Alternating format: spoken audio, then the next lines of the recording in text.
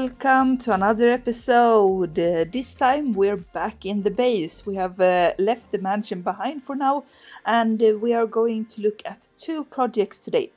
Two pretty small projects, so that's why I'm putting them together in one episode, because I don't think that they are going to be two episodes each, or one episode each, I mean, not two episodes.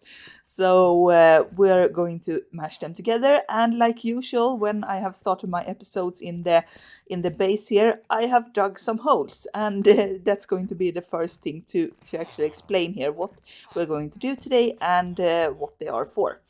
So to begin with, I have this big rectangular space here that I have dug out, and it's just above our zombie converter thingy here. I thought it was sort of fitting because this looks a little bit like aquarium, something like that. And up here we're going to make an actual aquarium. Not for decoration purpose though, it's going to give us glow squid ink. And that's because I need it I use it a lot in my sort of memory board over there that I use on the inside the base. So to know what the next project is and to remember the projects I want to do. So that's why we need these glow squids, and I am pretty tired of actually trying to go out and find glow squids. It's not the easiest, and it's not the best thing either. You can't find them a lot because you need the complete darkness. That's what we're going to get inside of here. And the little glow squids that I get, because I get some inside of our custom-made biome over there at the bottom of that water. Yeah, I don't know what to call it. The water, at least, there gets glow squid sometimes, but not every time. So I wanted to try and get a glow squid farm to work here. I hope that's going to work. We're going to got it in complete darkness, and I think it's going to work with the same design I've used before. So I'm going to explain that when we have built a little bit more than we have done here, because right now we have just the shell of it. We're going to make it look pretty as well. The next hole, the next thing that we're going to made is actually something that's a little bit higher up. I have gone with that design because we have a lot of holes right now. We have the entrance to the copper converter, we have the entrance to the tree farm, everything like that, and then we put the glow squid ink here.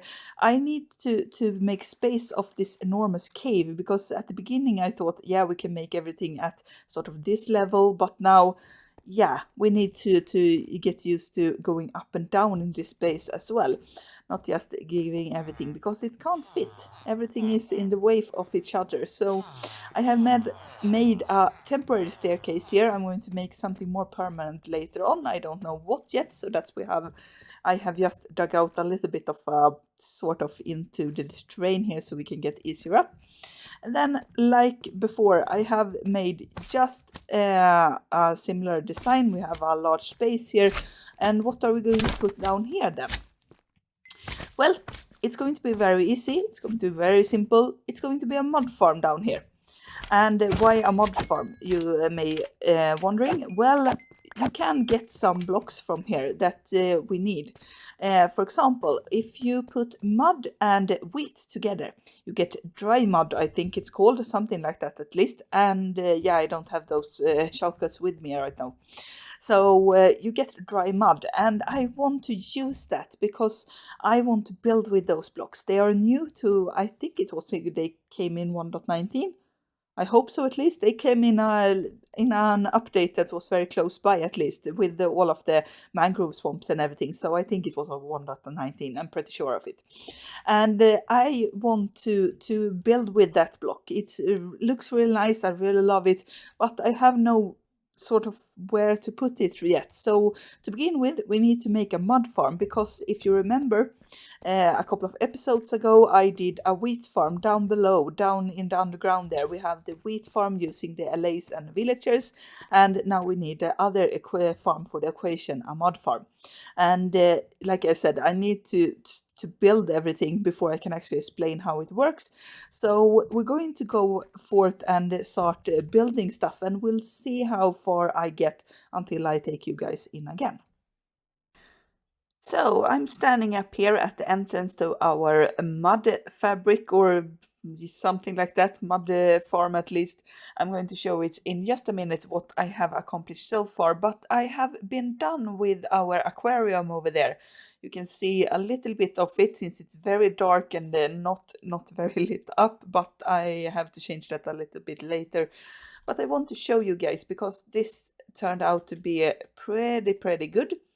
I have just seen, just before I started recording here, I couldn't get my recording set up in fast enough time to actually record it.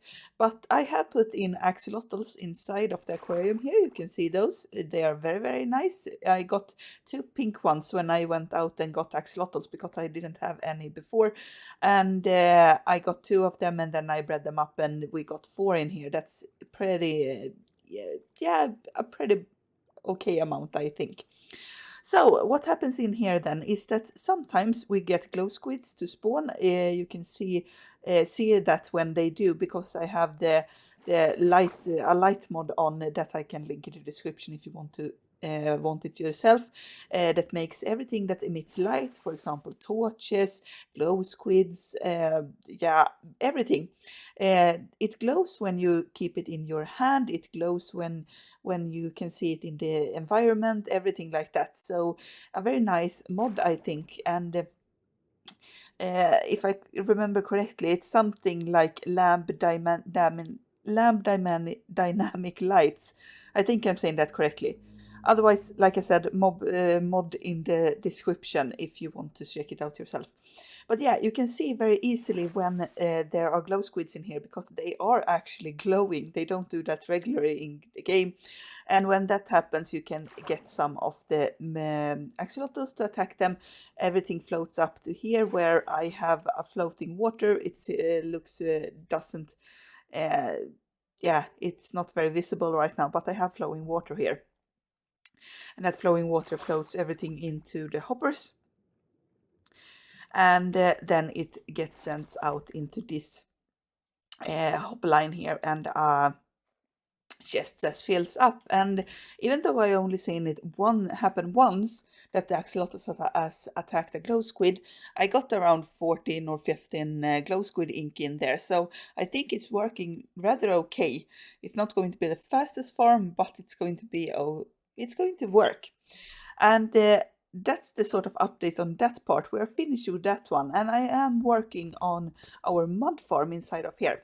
I have yet to decorate the place because I didn't know exactly how big of a footmark this or footprint this is going to make, so I decided to make the farm first. I just tried out the concept in my creative world and found out that I liked it, so I went with it, and then we moved inside of here. It's one of the farms that I, for the first time, don't have actual the right amount of blocks that I know. I haven't gone into Litmatica and looked at how many blocks I need for the farm because I just tried out the concept and it worked. So we have the most of the collection area done. I decided to go for a little bit of a quirky thing and decided to go for the magenta colored, yeah, what are they called? Magenta glazed terracotta they are. So they have these arrow lines, and I wanted to sort of make it a little bit more fabric-like and a little bit more industrial. So I decided to go with the arrows. So these arrows point where our mud is going to go. We're going to put them here.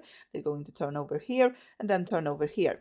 And when that happens, we're of course going to get these piston pushers to move all of the mud to this last pot here. When that happens, all of these pistons are going to get activated and push the block 1 row out and make place for new mud blocks. And the only thing, or why I'm doing it like this, is only because I want the mud to be easy to collect, and I tried out different designs. I have seen some of them where they use you can take away the mud exactly as you make it in the dispenser, because that's what happened over there.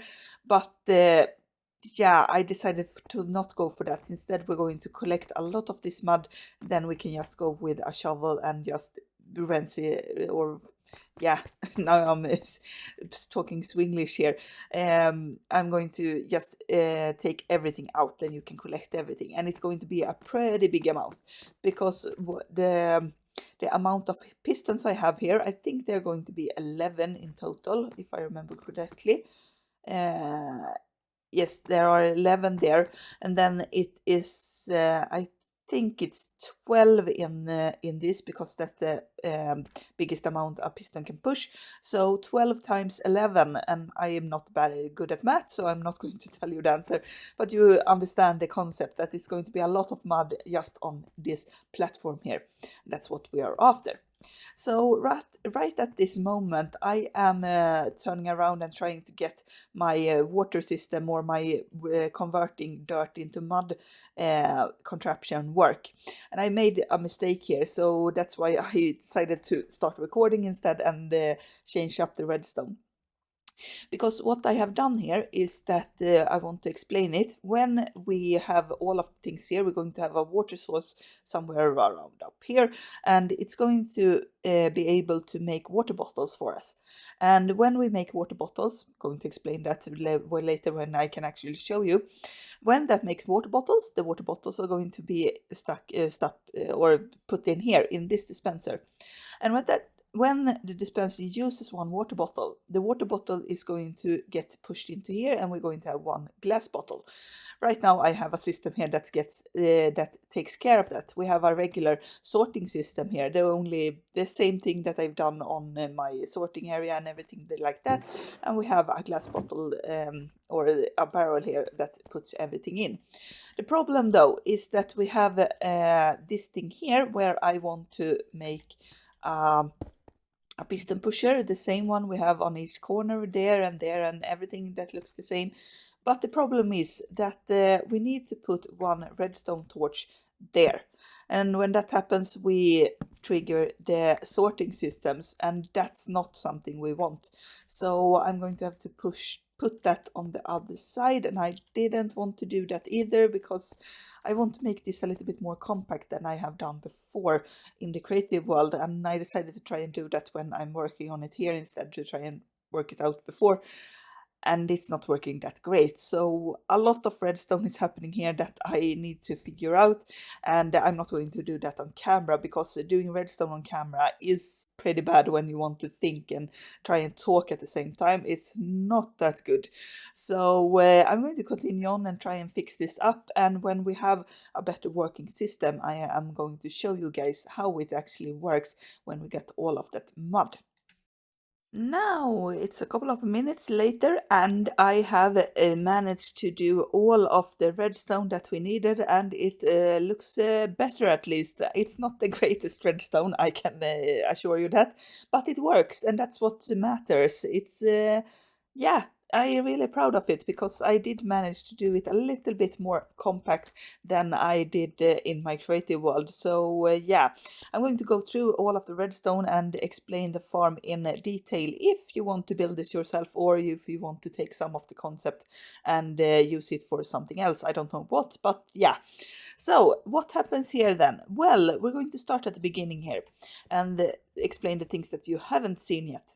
So what I have here is a piston pusher, very easy one. When you put a block here, it's going to detect that, because we have the redstone torch here. It sends a signal through that block, sends that signal into this redstone. That redstone goes into that block, and that block goes into the piston, and then it sends, triggers the piston to make it go further and push everything out.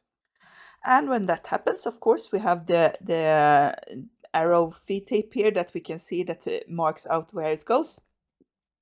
And we have a contraption here that I showed a little bit of beforehand, and I think we're going to need to make a break here so I can move a little bit easier around. So what happens here then? Well, we have a dispenser here that's at the moment filled with some water bottles, and we're going to explain the water filling first. So I have a dispenser up here as well, filled with a lot of water bottles, or glass bottles I should say. There are no water in these. So it's very important to have all of these spaces filled with the glass bottles or something else, but glass bottles is the best, I think, because we don't want to dispense out other items. So glass bottles, and that's because if it takes a glass bottle and fills it with water, if it has a slot, like for example here, then it's going to fill that slot with the water bottle, and it's not going to get picked up by the hopper here. So that's why we have the glass bottles filled, and that's important, so the farm actually works. When we have glass bottles filled with water this time, it gets sent into this part here. It gets into the hopper, and then it gets into this dispenser. What happens here then is that when we have a dirt block in front of here, it's going to dispense the water bottle and send it out. And then of course it takes back the empty glass bottle that it is now and puts it into our storage down here. And that's the easy part of this contraption. Then what is the rest of this redstone stuff? Well, it's all to try and make it so you trigger each item and you trigger it when you want to trigger it.